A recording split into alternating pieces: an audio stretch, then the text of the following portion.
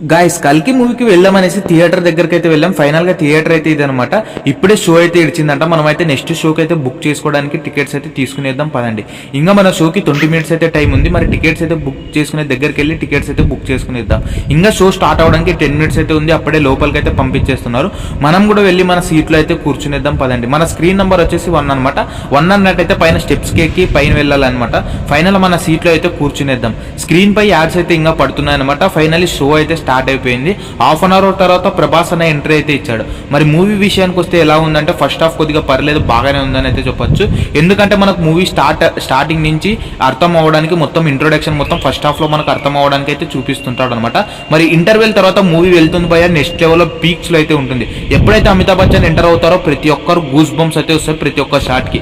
ఎప్పుడైతే second half start అవుతుందో మీరు మూవీలో ఖచ్చితంగా ఇన్వాల్వ్ అయిపోతారు భయ్య. మరి ఇంట్రెస్టింగ్ గా సాగుతుంటే ఒక మంచి క్లైమాక్స్ ఇచ్చి టైటిల్ కార్డ్ అయితే వేసేస్తాడు. మరి మూవీ పార్ట్ 2 కూడా అయితే రాబోతుందంట. ఒకవేళ మూవీలో అమితాబ్ బచ్చన్ క్యారెక్టర్ ప్రభాస్ అన్న చేసి ఉంటే ఏ విధంగా ఉండేదో కామెంట్ బాక్స్ లో కామెంట్ చేయండి.